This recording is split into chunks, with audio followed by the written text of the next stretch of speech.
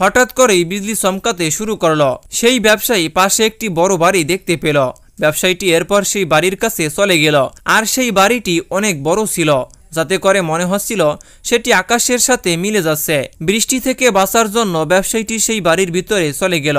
ব্যবসায়ীটি যখন বাড়ির ভিতরে প্রবেশ করল, তখন দেখলো বাড়ির ভিতরে দামি চাদর বিছানো রয়েছে এবং মাঝখানে ছোট ছোট বালিশ বিছানো রয়েছে। আর এরপরে ব্যবসায়ীটি সেখানে বসে পড়ল এবং ভাবতে লাগলো হয়তোবা এই বাড়িটি কোনো রাজার। ব্যবসায়ীটি সেখানে 1 ঘন্টা যাবৎ অপেক্ষা করতে লাগলো, তবে বৃষ্টি থামার কোনো নামই নিচ্ছে না।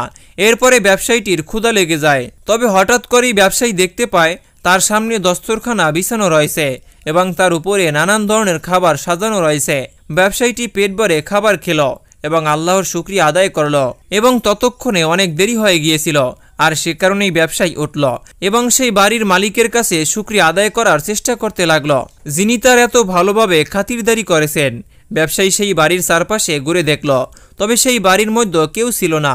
ব্যবসায়ী ভয়ে পেয়ে অবাক হলো এবং দুঃখী হয়ে যখন দরজার কাছে যেতে লাগলো, তখন সে দরজাটির ডান পাশে একটি আলো দেখতে পেল। সে যখন পাশে আলো দেখল, তখন সে দেখতে পেল বাইরে একটি সুন্দর বাগান রয়েছে। সেখানে অনেকগুলো ফুলদানি রাখা হয়েছে, যার মধ্যে রং বেরঙের ফুল রয়েছে। এমনকি সেখানে গোলাপ ফুলের গাছ ছিল এবং সেখানে একটি গোলাপের মধ্যে 3টি গোলাপ ছিল। ফুল দেখে ব্যবসায়ী অনেক খুশি হয়ে গেল। এরপরে ব্যবসায়ী যখন সেই গোলাপ ফুলটি তুলতে গেল, তখন হঠাৎ করেই একটি বাদর এসে পড়ল। বাদরটি ইশারা করে বলতে লাগলো, কি মিয়া, ভালো করে খেদমত করার পরেও তুমি এই প্রতিদান দিচ্ছ? আমি তোমাকে বৃষ্টি থেকে বাঁচিয়েছি, আমার বাড়িতে আশ্রয় দিয়েছি, তোমাকে ভালো খাবার খাইয়েছি, তবে এবার যাওয়ার সময় তুমি ফুল তুলে নিতে চেয়েছ? ব্যবসায়ী এই সকল কিছু শুনে অবাক হয়ে গেল। সে ভাবতে লাগলো একটি বাদর কি করে মানুষের মতো কথা বলতে পারে।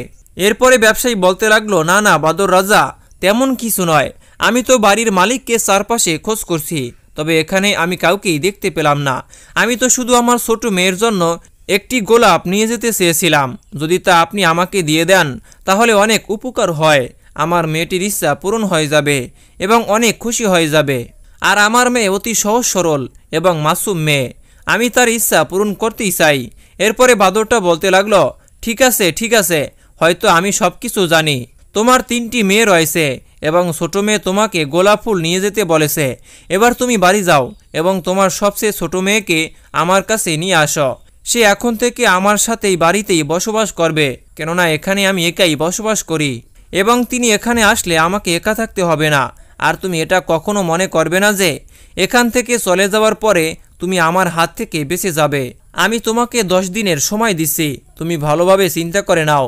যদি 10 দিনের মধ্যে তুমি তোমার মেয়েকে এখানে নিয়ে না আসো, তাহলে আমি নিজেই তোমার কাছে চলে যাব এবং তোমার 3 মেয়ে এবং তোমাকে হত্যা করব। তাই একদমই পালানোর চেষ্টা করবে না, কেননা তুমি যেখানেই পালিয়ে যাও না কেন আমি তোমার পিছু করব। বেচারা ব্যবসায়ী বাদরের কথা শুনে দুশ্চিন্তায় পড়ে গেল এবং কান্না করতে করতে সে তার গ্রামে ফিরে গেল। সন্ধ্যা হলে সে বাড়ি ফিরে গেল। এরপরে সে বড় 2টি মেয়েকে কানের দুল এবং শাড়ি দিতে লাগলো।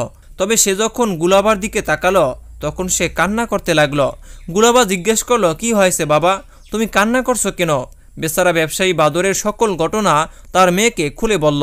আর সে বলতে লাগলো, মা, আমি তোমার জন্য ফুল আনতে গিয়েছিলাম, তবে আমি জানতাম না যে সেই বাদর রাজা ফুলের পরিবর্তে আমার ফুলের মতো মেয়েকে চেয়ে বসবে। এই কথা শোনার সাথে সাথেই গুলাবার বোন গুলাবাকে খোঁটা দিতে লাগলো, আরও চাও গোলাপ ফুল? আমাদের মতো তুমিও কানের দুল অথবা শাড়ি আনতে বলতে পারতে, আর তাহলে এই বিপদ নেমে আসতো না। প্রিয় দর্শক, ভিডিওটি অনেক লম্বা হয়ে যাওয়ায় আমরা এটিকে পর্ব করে রেখেছি। দেখা হচ্ছে পরবর্তী পর্বে। সে পর্যন্ত ভালো থাকুন, সুস্থ থাকুন। আল্লাহ হাফেজ।